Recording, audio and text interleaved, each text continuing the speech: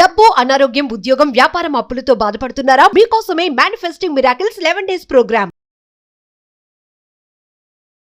నమస్తే అమ్మా. నమస్తే. అమ్మా, పిల్లల్ని కనాలంటే ఈ రోజుల్లో చాలా భయపడుతున్నారు. అందులో ఆడపిల్లల్ని కనాలంటే భయం వేసిపోతుంది. అసలు చూసారా, 3 ఏళ్ల పాపని, 4 ఏళ్ల పాపని ఆఖరికి 8 ఏళ్ళకి దిగి పడిపోయిందమ్మా మన సమాజం. అత్యాచారం చేశాడంట సొంత తాతయ్య. వామ్మో! నిజంగా టెన్షన్ వస్తుంది. అసలు ఆడపిల్లని పెంచే తల్లిదండ్రులు ఎలాంటి జాగ్రత్తలు తీసుకోవాలి? ఇంకా అసలు స్కూల్‌కి పంపించాలన్నా భయమేస్తోందమ్మా.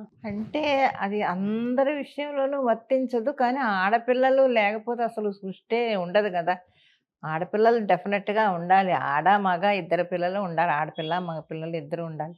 ఒక ఆడపిల్లల వల్లే ఇది ఏం కాదు. కానీ పిల్లల్ని మనం జాగ్రత్తగా పెంచడంలో అందరికీ అలాగ జరుగుతుందని ఏదో బ్యాడ్ లక్ లేకపోతే ఏంటో ఆ కర్మ అలాంటప్పుడు జరుగుతూ ఉంటుంది. కానీ నిజంగా మనం ఆలోచించదగింది ఆడపిల్లల్ని కనడమే మంచిదని నేను అనుకుంటాను. ఎందుకంటే ఇప్పుడు ఉండే సమాజంలో ఆడపిల్లలు ఎంత ముందుకు వెళుతున్నారు, ఎంత బాగా చదువుకుంటున్నారు, పై చదువులు చదువుకొని ఎంత ఎత్తుకి ఎదగాలో అంత ఎత్తుకి ఎదుగుతున్నారు. వాళ్ళు సమాజంలో మంచి సేవలు చేస్తున్నారు. మనకు తెలిసిన ఆడపిల్లలు అందరూ కూడా ఎక్కడో ఉన్నారు ఆడపిల్లలు. కానీ ఇప్పుడు మగపిల్లల గురించి ఆలోచిస్తే వాళ్ళు ఎక్కువ తప్పుదారిలో నడవడానికి అవకాశాలు ఉన్నాయి. ఎందుకంటే ఫ్రెండ్స్ తోటి వెళ్ళడమో, లేకపోతే ఇది చేయడమో, కాలేజీలకు వెళ్ళేటప్పటికి వీళ్ళు అల్లర్లు చేయడం ఇవన్నీని. ఇప్పుడు మగ, ఆడ తేడా ఎక్కడుందమ్మా? లేదు, ఇద్దరు సమానంగా అలాగా వెళ్తున్నారు. వెళ్తున్నారు. వీళ్ళు పబ్బులకి వెళ్తున్నారు, ఆ, వీళ్ళు తాగేస్తున్నారు, అదే సిగరెట్లు అన్ని నడుస్తున్నాయిగా. నడుస్తున్నాయి. కానీ అందరూ అలా కదా. అంటే కొన్ని ప్రాంతాల్లో నేను చెప్తున్నాను. ఇప్పుడు నాకు తెలిసి కేరళ లాంటిది తెలియదు, కానీ తమిళనాడులో మాత్రం ఇంత విచ్చలవిడితనం లేదు. ఉమ్. తమిళనాడులో ఇంత విచ్చలవిడతనం, భయం, భక్తి, తల్లిదండ్రులు అంటే ఒక గౌరవం, వాళ్ళు చెప్పిన మాట వినడం అవన్నీ ఉన్నాయి ఇంకా తమిళనాడులో. ఉమ్. పొద్దుటే లేవడం, వాళ్ళు రెడీ అవ్వడం, స్కూల్కి వెళ్ళడం, వాళ్ళ ఇంట్లో పనులు చేసుకోవడం అవన్నీ చేస్తున్నారు. అదే ఇక్కడ చూస్తే అసలు ఆడపిల్లల్ని చూస్తే భయం వేస్తుంది, నిజంగానే భయం వేస్తుంది నాకు చూసి. ఏంటి ఇలా ఉన్నారా అని అనుకుంటున్నాను. సినిమా ఇండస్ట్రీలో ఉండి, ఈ రంగుల ప్రపంచంలో ఉండి కూడా మీరు అలా అంటున్నారంటే అవును, ఆలోచించండి ఇంకా ఎంత ఫాస్ట్ స్పేస్ లో నడుస్తోందో. అవును. పిల్లలు చెప్ ఎలా చెప్పాలో కూడా అర్థం కాని పరిస్థితుల్లో ఉన్నారు. ఈ ఆడపిల్లలా వీళ్ళు ఏంటిది ఇలా తయారవుతున్నారు, ఇంట్లో తల్లిదండ్రులు చెప్పరా? కొంత వాళ్ళ బాధ్యత కూడా కొంత ఉంది. నేను మాత్రం చెప్తాను, తల్లిదండ్రుల బాధ్యత కూడా కొంత ఉంది. పిల్లల్ని వాళ్ళు ఉండే ప్రొఫెషన్, వాళ్ళు జాబులు చేసుకుంటూ ఉరుకులు పరుగులతోటి వెళ్ళేటప్పుడు వీళ్ళ మీద కాన్సన్ట్రేట్ చేయకుండా, పెరుగుతున్నారులే, తింటున్నారులే, వెళుతున్నారులే అని ఇంట్లో పని మనుషులను పెట్టేసి వాళ్ళు పెరుగుతున్నారులే అని ఊరుకుంటున్నారు తప్ప, పొద్దుట లేచి ఏంటి ఇవాళ ఇదేం చేసింది, ఇంటికి వచ్చిన తర్వాత తల్లో తండ్రి అసలు ఏంటి ఈ పిల్లలు అని వీళ్ళు ఆలోచించగలిగితే తప్పకుండా వాళ్ళ భవిష్యత్తు కూడా బాగుంటుంది. ఆ తీరిక తల్లిదండ్రులకు ఉండటం లేదు. అది వాళ్ళ తప్పు కూడా కాదు. ఈ సంపాదించాలి, ఫ్యామిలీని పోషించుకోవాలి అన్న పరిస్థితుల్లో ఉన్న తల్లిదండ్రులు ఇప్పుడు భార్యాభర్త ఇద్దరు జాబులు చేస్తే తప్ప గడవటం లేదు. ఇప్పుడు ఒక్కళ్ళ జాబ్ తోటి అవ్వడం లేదు పరిస్థితి. పిల్లల్ని పెంచుకోవాలన్నా, వాళ్ళ కాలేజీలు, వాళ్ళ చదువులు అన్నీ చూసుకోవాలన్నా కూడా జరగటం లేదు. సో ఇద్దరు కంపల్సరిగా పని చేయాలి. ఆ పని చేసినప్పుడు ఏమవుతుందంటే ఇంటికి వచ్చేటప్పటికి నీరసం వచ్చేస్తుంది.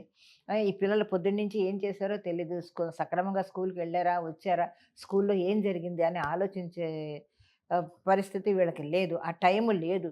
ఇంటికి వచ్చామా వండు. ఇప్పుడు వంట కూడా మానేశారు చాలా వరకు. నాకు తెలిసి వంట చేయడం కూడా మానేశారు.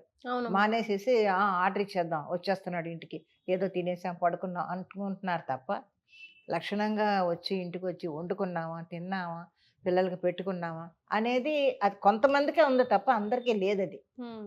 అవునమ్మా.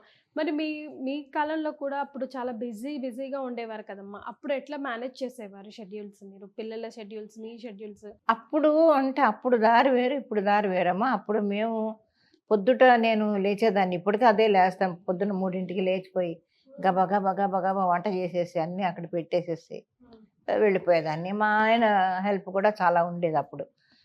ఆయన వెళ్ళే వరకు పిల్లల్ని చూసుకొని వాళ్ళు స్కూల్కి వెళ్ళే వరకు ఉండి, అప్పుడు అంతా పెద్ద స్కూల్స్ ఏం కాదు, అన్నీ గవర్నమెంట్ స్కూల్సే కాబట్టి వాళ్ళకేం పెద్ద ఇదేం కాదు. లక్షణంగా రెడీ అయిపోయి వెళ్ళిపోయి ఉండేవాళ్ళు, పిల్లలు వెళ్ళిపోయేవారు. చెప్తే కూడా వినేవాళ్ళ ఆ కాలంలో అవును. అంటుంటది అమ్మగారు అమ్మమ్మ గారు కూడా ఆ, ఈ కాలం మీ పిల్లల్ని ఇప్పుడు మా పిల్లల్ని పెంచాలంటే మేము ఆ కాలంలో ఏం పెంచేవాళ్ళం వామ్మో అనేవారు. నిజంగా అప్పుడు పిల్లలు కూడా ఇప్పుడు నేను మొన్న కూడా మా ఇంట్లో అన్న నా పిల్లల్ని ఎలా పెంచానో నాకు తెలియదు, వాళ్ళు పెరిగి పెద్దోళ్ళు అయిపోయారు, వాళ్ళ పిల్లలు కూడా బాగానే కొంతవరకు పర్వాలేదు, రేపు పొద్దున వాళ్ళ పరిస్థితి ఇంకో వీళ్ళ పిల్లలు వచ్చేటప్పటికి మన వాళ్ళు అసలు మునుమనవాళ్ళు ఎలాగా మనవరాళ్ళు ఎలా తయారవుతారనేది మనం చెప్పలేం. చెప్పలేము. ఎందుకంటే హ్యాపీగా ఇంట్లో ఉండే ఇప్పుడు ఇద్దరు పిల్లలు ఇద్దరు మగపిల్లలు ఏం చేసేవాడు, ఒకడేమో లేచి స్కూల్ లేనప్పుడు ఆ స్క్రూ డ్రైవర్ పెట్టుకొని తిప్పుకుంటూ కూర్చునేవాడు, ఇంకొకడు పెద్దోడేమో మ్యూజిక్, వాడేం చేసేవాడు ఒక దువ్వెనకి ఒక ట్రేస్ పేపర్ పెట్టి ఒక మ్యూజిక్ ప్రొడ్యూస్ చేసుకునేవాడు ఒక మూల కూర్చొని. అలాగా వాళ్ళు అల్లరి చేసేవాళ్ళు కదా, వాళ్ళు పెరిగిపోయారు, పెద్దవాళ్ళు అయిపోయారు, పెళ్ళిళ్ళు అయిపోయి వాళ్ళ పిల్లల వరకు కూడా బాగానే చదువుకొని సెటిల్ అయిపోయారు. ఇప్పుడు రేపు పొద్దున్న వచ్చే జనరేషన్ ఎలా ఉంటారు అనేది ఇప్పుడు క్వశ్చన్ మార్క్ అనమాట. మనం చెప్పలేం. ముఖ్యంగా ఆడపిల్లల్ని పెంచే తల్లిదండ్రులకి ఏం సజెషన్ ఇస్తారమ్మా? అదే చెప్తున్నాను కదా, ముందు తల్లి మెయిన్ ఏంటంటే తల్లి దగ్గరుండి ఆడపిల్లని మగపిల్లని కాదు, పిల్లల్ని లేచిన దగ్గర నుంచి స్కూల్కి వెళ్ళి మళ్ళీ సాయంత్రం వచ్చే వరకు ఈవిడ జాబ్ చేస్తున్నా కూడా ఒక కన్ను వాళ్ళ మీద ఉంచి మానిటరింగ్ చేస్తూ ఉండాలి. ఏం చేస్తున్నారు వీళ్ళు, ఎక్కడికి వెళ్తున్నారు. ఈ రోజుల్లో ఈ రోజుల్లో అన్ని ఫెసిలిటీస్ వచ్చాయి, ఫోన్లు చేతుల్లో ఉన్నాయి, వీడియో కాల్స్ చేసి చూసుకోవచ్చు, ఏదైనా చూసుకోవచ్చు, పిల్లలు ఏం చేస్తున్నారు, ఎక్కడ ఉన్నారు ఏంటని అన్నీ కనిపెట్టేస్తున్నారు. సో వీళ్ళు ఎక్కడున్నారు, ఏం చేస్తున్నారు, ఎవరితో మాట్లాడుతున్నారు, స్కూల్లో నుంచి సక్రమంగా వచ్చారా లేదా, ఇంటికి వచ్చి ఏం చేస్తున్నారు, ఇవన్నీ తల్లి కష్టమైనా కూడా గమనించి తల్లి తండ్రి ఇద్దరు ఆ పిల్లల్ని మంచి నడవడిక నేర్పి మంచి భవిష్యత్తు కల్పించేలా చేస్తే డెఫినెట్గా సక్సెస్ అవుతారు. అందరూ విచ్చలవిడిగా ఏమీ తిరగటం లేదు, కొన్ని కుటుంబాల్లో హ్యాపీగానే ఉన్నారు, పిల్లలు మంచి పిల్లలు ఉన్నారు, చక్కగా చదువుకుంటారు, తల్లిదండ్రుల మాట వినే పిల్లలు ఉన్నారు. కొంతమంది ఇగో ఇలా విచ్చలవిడిగా వదిలేసి మా ఇష్టం అన్నట్టుగా తిరిగే పిల్లలు మాత్రం కొంతమంది ఉన్నారు అని నేను అంటాను. పేరెంట్స్ ఫ్రెండ్లీగా ఉండాలా అంటారమ్మా, స్ట్రిక్ట్ గా ఉండాలంటారా? స్ట్రిక్ట్ కాదు, పిల్లలతో ఫ్రెండ్లీగానే ఉండాలి, ఫ్రెండ్లీగా ఉంటూ మాట్లాడుతూ వాళ్ళని మంచి మార్గంలో నడిపిస్తూ నువ్వు ఆ పని చేయకూడదు, నువ్వు ఇలా చెయ్యి, నువ్వు ఇలా చదువుకో, నువ్వు చదువుకుని. కొంతమంది పిల్లలు తల్లిదండ్రులు ఏం చేస్తారు, స్కూల్కి వెళ్ళేటప్పటికి గొడవలు పెట్టేస్తారు.